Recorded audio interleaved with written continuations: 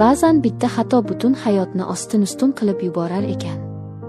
O'sha kuni uzumzor ichida biz shunchaki baxtli edik. Lekin ammamning o'g'li Jahongir bizni ko'rib qolganda taqdirim qora rangga bo'yalishini bilmagandim. Uning asrini saqlayman, lekin evaziga u degan sharti meni do'zaxga itardi.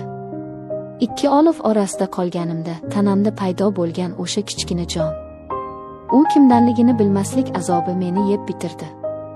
Bu mening xiyonatim, mening jazoim va kutilmagan najotim haqida. Assalomu alaykum, Hikoyachi Mom kanalining aziz va sirdosh muxlislari.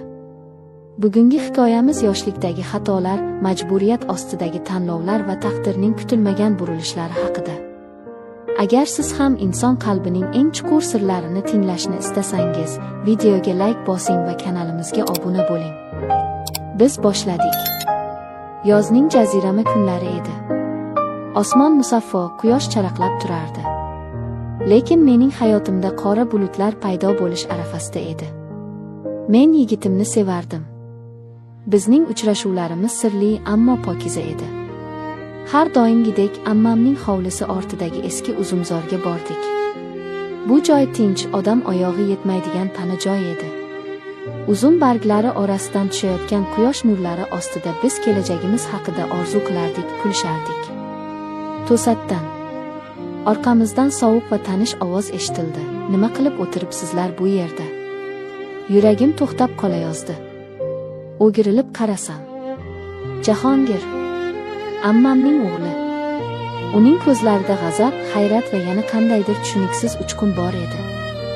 Yigitim o'rnidan sapchib turdi. Men esa tilim kalimaga kelmay qotib qoldim. Jahongir sekin, yirtqichdek bizga yaqinlashdi. Har bir qadami mening yuragimga bosilgandek bo'lardi. U bizga tikilib turdi. Sukunat cho'zildi. Keyin u ovozini pasaytirib, lekin har bir so'ziga urg'u berib dedi: "Bilasizlarmi? Hozir istasam ammamga, otangga, butun mahallaga jar solaman. Nima qilayotganlaringni, qayerda yurganlaringni aytaman." Bu so'zlar hukmdek yangradi. Yigitimning boshi egik, men esa nafasi bo'g'ilgan qushdek edim. Sharmandalik. Bu qishloq joyda o'limdan ham og'ir edi. Jahongir mening qo'rquvimdan zavqlangandek bir qadam yaqinlashdi va kutilmaganda jilmaydi. Bu jilmayish sovuq va ayyorona edi. Lekin sizlarga rahmim kelyapti. Balki hech kimga aytmasman. Agar men aytganimni qilsang. Men hayron bo'lib so'radim, nima demoqchisan? U ko'zlarimga tikilib past ovozda shivirladi: "Mening oilam bor, to'g'ri.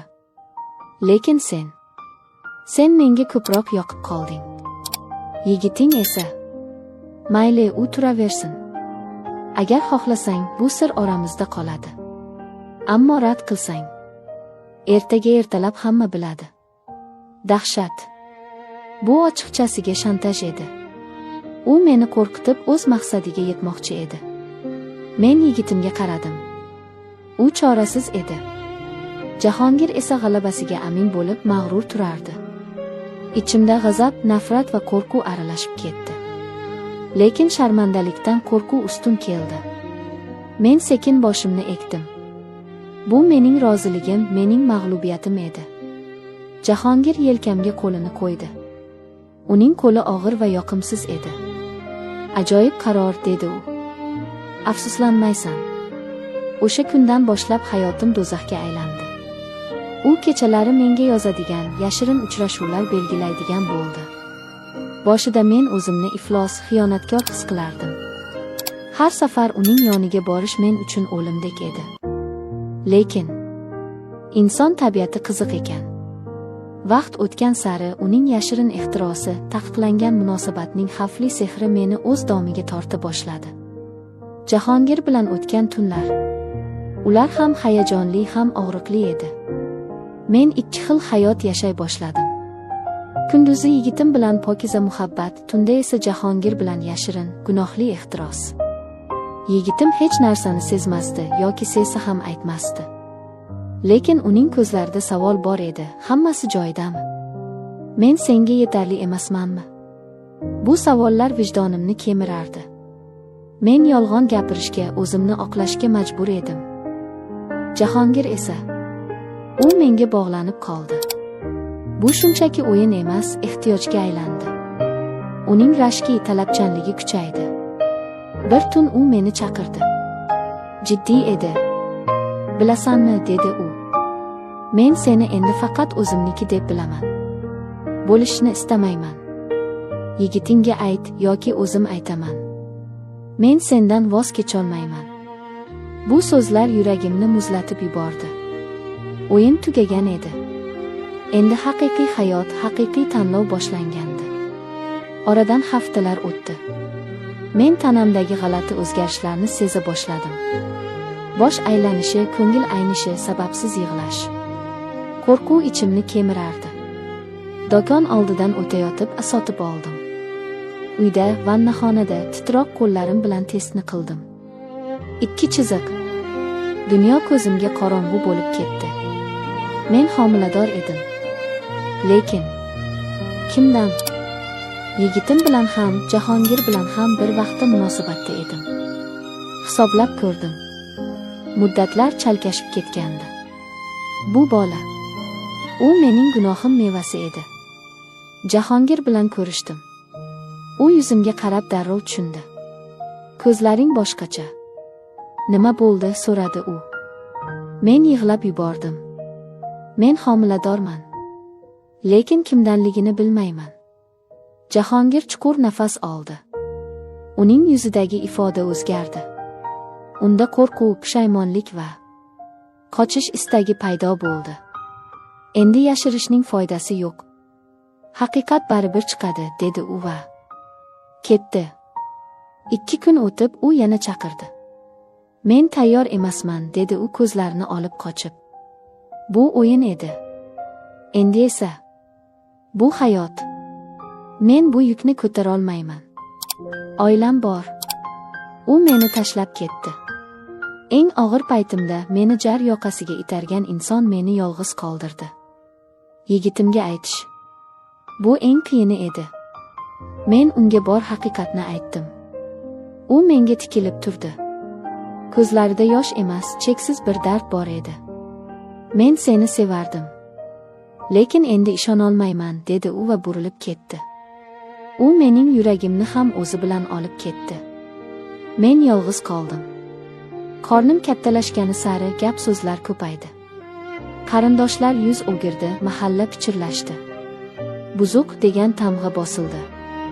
Men hayotimning eng qora kunlarini boshdan kechirardim. O'lim haqida o'ylagan paytlarim ham bo'ldi. Lekin Alloh bandalari mehribon. Bir kuni klinikada navbat kutib o'tirgandim. Yonimga bir yigit kelib o'tirdi. Yaxshimisan? Ranging oqarib ketibdi, suv beraymi, so'radi u muloyimlik bilan.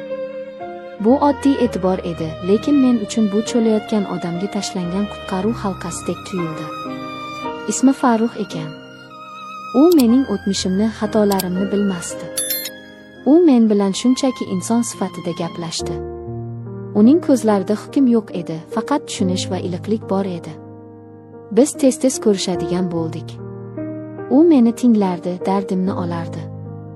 Men unga sekinasta hamma narsani aytib berdim. Hatto homiladorligimni, uning otasi noma'lumligini ham. Men u mendan yuz o'giradi deb o'ylagandim. Lekin u mening qo'llarimni ushladi. Men bolaning kimdanligini emas, sening qanday insonligingni tanlayman, dedi u qat'iy. O'tmish o'tmishda qoldi. Agar rozi bo'lsang, men senga va bolangga g'amxo'rlik qilaman. Seni o'z halolim deb bilaman. Ko'zlarimdan yosh quyildi. Bu quvonch yoshlari edi. Hayot menga ikkinchi imkoniyatni bergandi. Farruh. U mening haqiqiy qahramonim bo'ldi. U mening gunohimni qabul qildi. Biz turmush qurdik. Hozir biz baxtlimiz. Farzandim dunyoga keldi. Farruh uni o'z bolasidek suydi. Jahongir ham, eski yigitim ham o'tmishda qoldi. Azizlarim, mening hikoyam sizga saboq bo'lsin. Yoshlikdagi bir lahzalik ehtiros, qo'rquv ostidagi noto'g'ri qaror butun umringizni o'zgartirishi mumkin.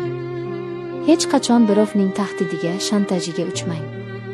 Xato qildingizmi, uni vaqtida to'g'rilashga harakat qiling. Va eng muhimi, har qanday qorong'u tundan keyin albatta tong otadi. Alloh chin dildan tavba qilganlarni va sabr qilganlarni mukofotsiz qoldirmas ekan. E'tiboringiz uchun rahmat. Agar bu hikoya sizning yuragingizga yetib borgan bo'lsa, videoga like bosing va izohlarda o'z fikringizni qoldiring. Sizning ham shunday sinovli kunlaringiz bo'lganmi? Kanalimizga obuna bo'ling, hali oldinda ko'plab hayotiy hikoyalar sizni kutmoqda. Xayr, salomat bo'ling.